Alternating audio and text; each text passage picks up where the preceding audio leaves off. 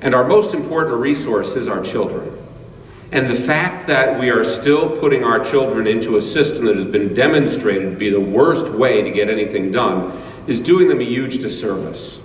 We already straddle our children with a $21 trillion debt, and yet we send them off to these schools from K to 12, putting them in educational straitjackets, limiting their possibilities to grow, limiting their ability to be educated for the better good of the system without really looking at the end product.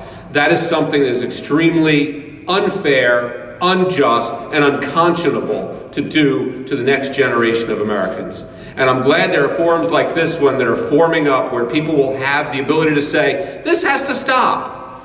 And if we look at areas where people have tried different solutions, we see there are things that work over and above trusting the local Board of Education to just take the same schools and try to make them better.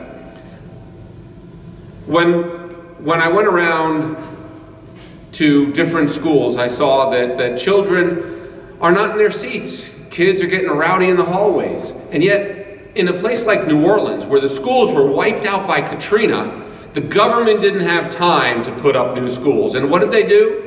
They put their parents in charge of finding education for their students, and they put the education system, the private education system, in charge of finding ways to get education to the students.